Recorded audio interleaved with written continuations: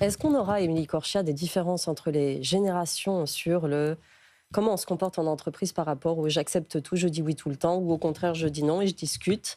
Se comportent comment les jeunes que vous voyez, parce que vous en voyez beaucoup, vous, chez Mike Job Glaciers? En effet, les jeunes, ils ont besoin de sens. Alors, c'est pas les seuls, hein, mais c'est ceux qui le revendiquent le plus.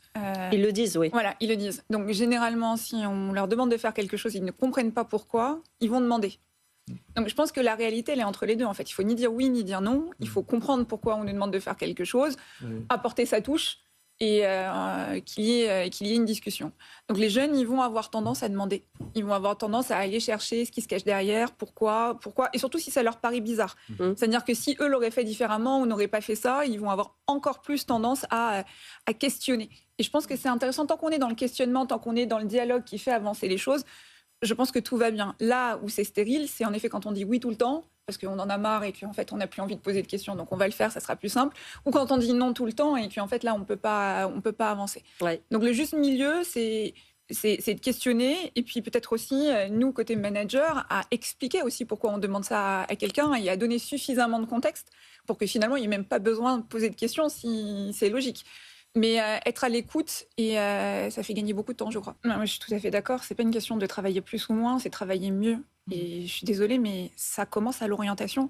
Ça commence à se poser la question de qu'est-ce qu'on a envie de faire. Ça commence à se poser la question de quels sont les métiers, quels sont les endroits où on va vous offrir la possibilité justement de vous développer, de contribuer à une mission qui a du sens et de vous élever via le travail.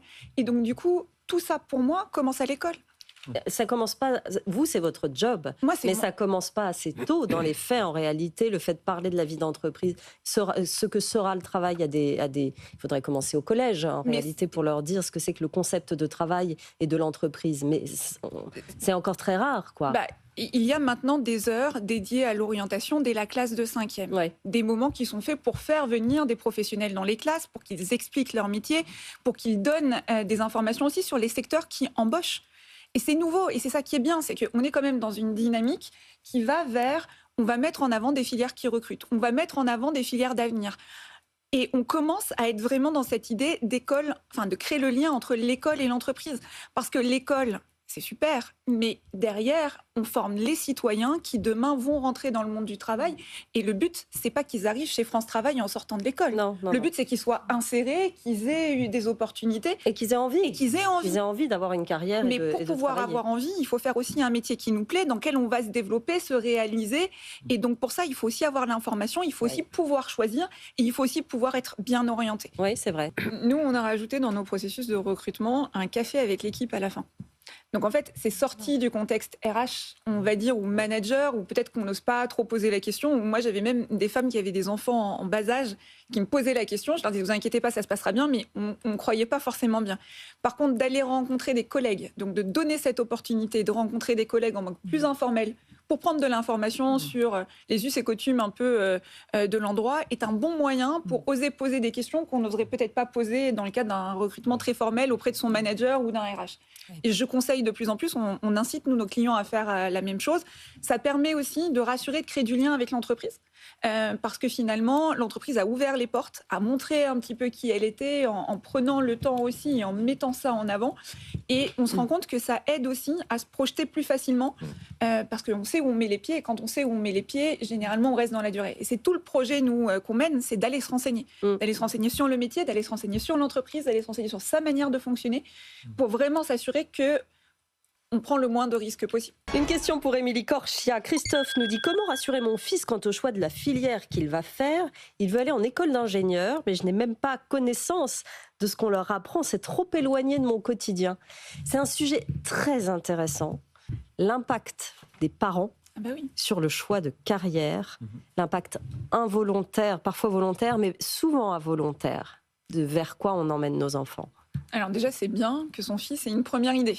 Alors c'est vrai qu'ingénieur reste un métier qui est peu connu et qui veut tout dire et rien dire à la fois, parce que c'est un métier qui est généraliste et qu'en fait, il y a plusieurs types d'ingénieurs. Et donc en fonction de ce qu'on fait, on n'est pas le même ingénieur. Est-ce que vous savez qu'il y a des ingénieurs dans l'armée ? Les officiers des armées sont des ingénieurs.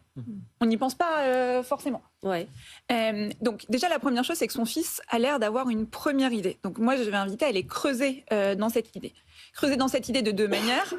Un, peut-être en se rapprochant de jeunes qui sont en école d'ingénieur pour comprendre concrètement comment ça marche. Il y a deux types d'écoles d'ingénieurs. Il y a des écoles d'ingénieurs que vous pouvez faire directement après le bac. Oui. Et il y a des écoles d'ingénieurs que vous allez faire après classe prépa. Pareil, est-ce que si son fils est au lycée, peut-être en terminale, je ne sais pas, Parcoursup, c'est le grand moment des choix à faire. Donc déjà, deux options possibles pour faire une école d'ingénieur. La classe prépa, l'école d'ingénieur directement post-bac. Donc il y a plein de choses. Il y a plein de choses sur lesquelles le papa va pouvoir aider aussi. Et notamment, je ne sais pas s'il connaît les salons qui existent. Ben oui, c'est le moment, là qu'on peut parler à des étudiants. Oui. Donc là, on peut à la fois parler à des étudiants, on peut rencontrer des formations et on peut accompagner son enfant. Généralement, ça se fait sur un week-end, c'est le vendredi et c'est plutôt des scolaires qui vont. Et le samedi, on voit beaucoup de parents. Nous, on est très présents aussi dans ce cadre-là. Et on voit beaucoup de parents qui sont inquiets, mais l'idée, c'est d'accompagner l'enfant et puis de le laisser, lui, quand même un peu prendre le lead, j'ai envie de dire, sur les échanges et de pas trop l'influencer pour essayer de comprendre ce qui va l'intéresser. La deux possibilités, aller rencontrer des formations pour comprendre concrètement comment ça va se passer, aller rencontrer des jeunes qui sont dans ces formations et qui vont pouvoir les aider. Nous, sur la plateforme, on a aussi développé maintenant My Job Glasses entre jeunes, avec beaucoup de jeunes qui viennent expliquer concrètement pourquoi j'ai fait tel choix, comment ça se passe, et à la fois comment se passent les cours, parce que c'est assez différent du lycée, mais quelles sont les matières enseignées aussi et quelles sont les différentes écoles d'ingénieurs qu'on va pouvoir faire. Mais j'irai plus loin. Et j'amènerai aussi à se projeter dans le monde du travail après. Et donc à rencontrer aussi des professionnels qui sont ingénieurs et qui font ces métiers-là. Un, déjà, pour se rendre compte de la diversité d'ingénieurs qu'on peut avoir. Et pour s'assurer, parce qu'on le voit trop souvent malheureusement, de jeunes qui vont dans des formations et qui, une fois arrivés dans la formation, après un stage, après une première expérience professionnelle, se disent « Qu'est-ce que je fais ? Pas du tout ce que je voulais faire, j'avais pas du tout compris que c'était ça. » Et donc il y a plein d'initiatives, que ce soit les forums, que ce soit des plateformes qui permettent de mettre en relation, etc. Il faut profiter de ce temps pour se renseigner et le papa peut se renseigner avec son enfant. Nous, on a sur la plateforme de plus en plus de parents qui viennent rencontrer les professionnels avec les enfants parce que finalement, c'est un projet de famille. À la fin, les parents, ils vont être là, ils vont peut-être financer, s'il y a une école, les études. Donc c'est important qu'eux aussi comprennent concrètement dans quoi va aller son enfant pour pouvoir les accompagner et pour pouvoir être à leur côté pour les aider. Donc, tout va bien, c'est le bon moment, on est dans les choix. Et tant que c'est un choix, tant qu'on peut se renseigner, tant qu'on peut avoir de l'information et faire un vrai choix et ne pas aller sur une filière par défaut, normalement, ça se passe bien. Et puis, il y a toujours aussi des voies de rattrapage. Donc, moi, c'est le message que je passe à chaque fois. C'est rien n'est définitif. Rien n'est définitif. Voilà. Donc, sur ce moment de Parcoursup qui est un peu stressant pour tout le monde, se rappeler qu'on pourra toujours trouver une voie B derrière. Si le choix qu'on a fait n'est pas le bon, il n'y a pas de souci. Très important de dire que les jeunes parlent aux jeunes et qu'un jeune qui va dire quelque chose alors que son parent lui répète depuis 6 mois, ça n'a pas le même impact. Non, Donc, voilà, c'est très important et c'est dans ces moments-là, effectivement, que ça se joue.